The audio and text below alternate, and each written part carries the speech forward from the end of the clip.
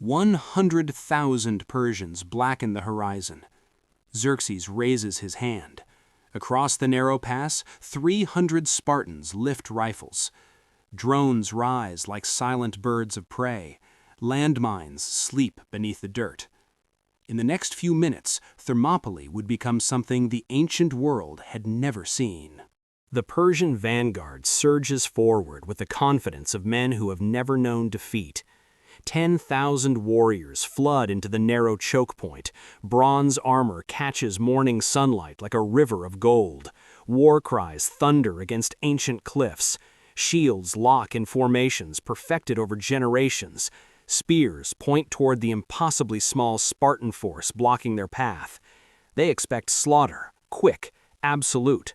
300 against the mightiest empire ever assembled. They have no concept of what waits beneath the dirt. Boom! The first minefield detonates. The earth rises in volcanic fury. Pillars of fire and superheated dirt explode skyward, swallowing entire formations whole. Bodies hurl through the air like leaves in hurricane. Shields designed for arrows disintegrate into flaming splinters. Warriors who stood shoulder to shoulder simply cease to exist. The screaming begins instantly. Survivors stumble through choking smoke, unable to comprehend what happened. Nothing in their training, nothing in their combat experience, nothing in their ancestors' stories prepared them for invisible death erupting from the ground. Before the smoke thins, rifle volleys erupt from the Spartan line. Crack, crack, crack. Each bullet travels faster than any arrow ever conceived. Each punches through bronze armor like a blade through wet parchment. Persian warriors jerk backward, holes appearing in chests, helmets, raised shields. They collapse without understanding what killed them. Grenades arc through smoky air. Explosions tear through shields, armor, flesh, and bone. Above the carnage, drones hover like mechanical vultures. They identify commanders by ornate helmets. They spot flag bearers attempting to rally troops. They guide rifle fire with cold precision toward high-value targets. Persian command structure evaporates. Thousands fall in the first wave. The narrow pass transforms into a corridor of death, choked with smoke and agonized screams. Momentum shatters completely. Survivors break and flee, trampling their wounded in desperate terror. Xerxes watches from his distant golden throne.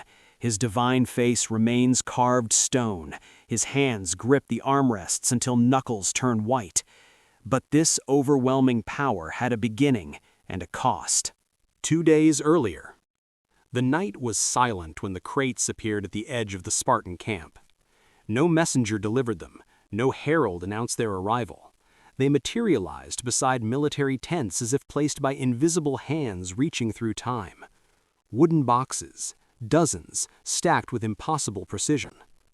Leonidas approached first, torch-casting dancing shadows across the strange containers. Inside, XM7 rifles, black and angular, unlike any weapon forged by human hands.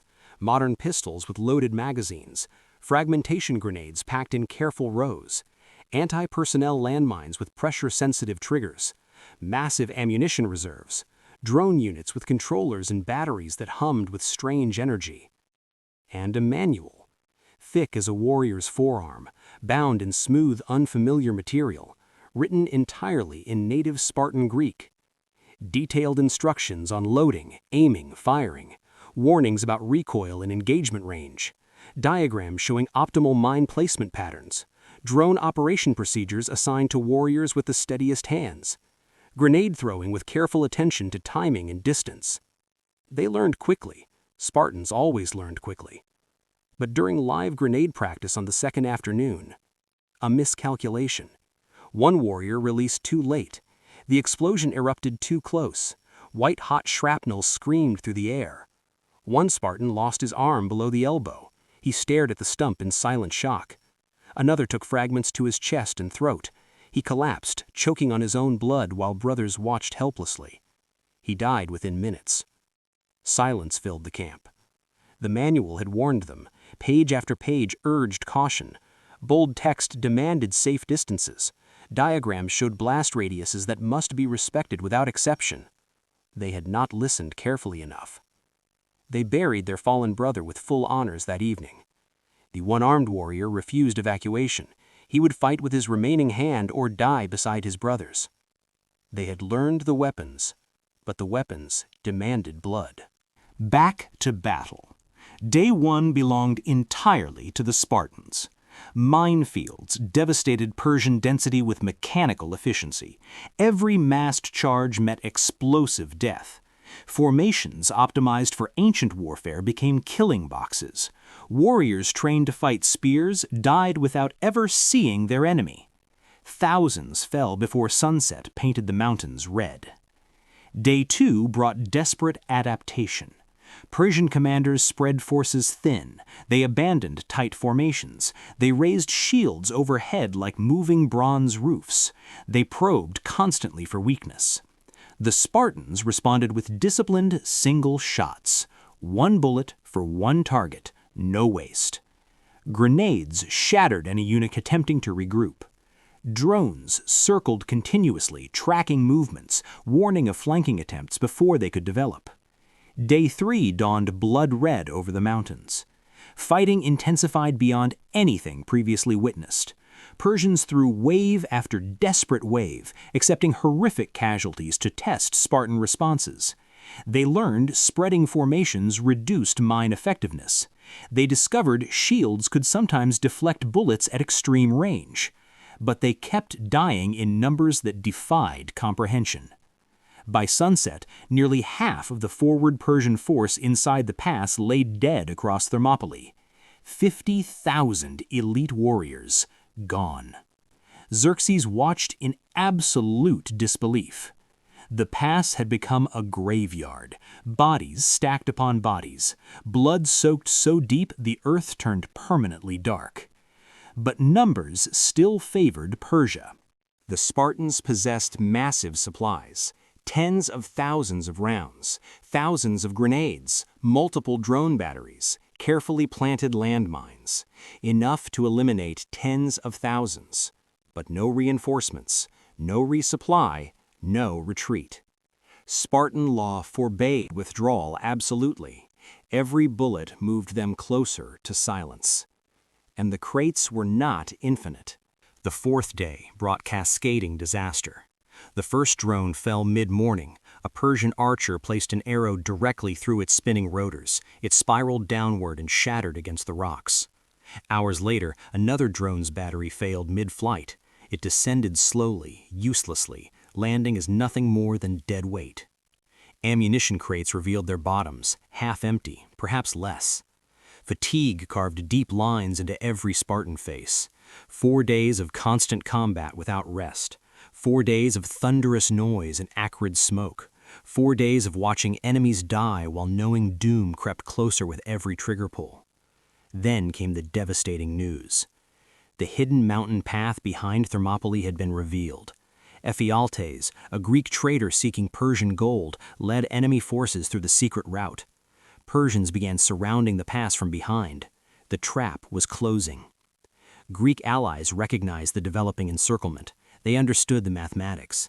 They retreated southward while escape remained possible, carrying warnings to Greek cities beyond. A young Spartan approached Leonidas quietly. Fall back, regroup with Greek forces, preserve their knowledge of these weapons for future battles, live to fight again. Leonidas refused with iron finality. If we retreat, Xerxes claims Greece. Our cities burn. Our families become slaves. Retreat is forbidden by everything we are, everything Sparta represents. We hold this pass until death takes us. We never run. No one suggested retreat again. The weapons had changed the battle, but they had not changed their fate. The 5th dawn arrived gray and heavy with finality. Final ammunition was distributed with careful precision. Each Spartan received equal shares, brothers in death as in life. The last grenades flew in coordinated volleys. Explosions ripped through advancing masses. Screams filled the mountain air. Bodies fell in heaps, but more kept coming. Endless waves pouring through the pass and down from the mountain path. An unstoppable tide of flesh and bronze. Rifles fired until magazines clicked empty. Spartans drew pistols. Pistols fired until slides locked back. Dry. Finished. Silence fell across Thermopylae for the first time in 5 days. No thunder, no explosions, no crack of bullets. They drew their swords. Bronze blades that had hung unused now gleamed in pale morning light. Ancient weapons for ancient warriors facing inevitable death. Modern thunder faded into bronze steel. The future surrendered completely to the past. Surrounded by a sea of Persian soldiers, surviving Spartans formed their final circle. Shields locked, swords ready for the work they were forged to do. Half of the Persian force inside the pass lay dead.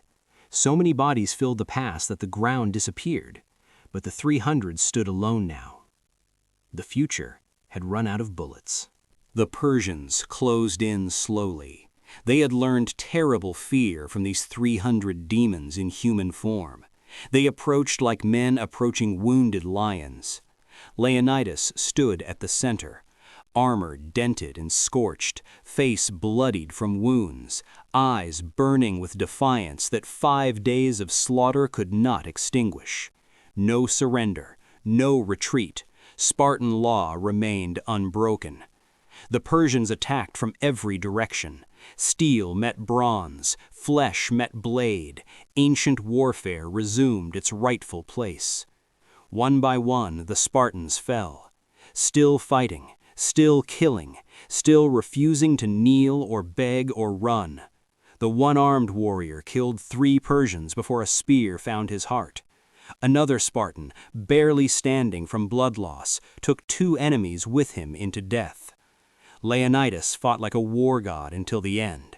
He killed a dozen Persians before a spear found his chest. Mortally wounded, he killed 3 more before his legs betrayed him and he collapsed onto the bodies of his enemies. The last Spartan standing faced 20 warriors alone. He fought until blades found him from behind, from the sides, from everywhere at once.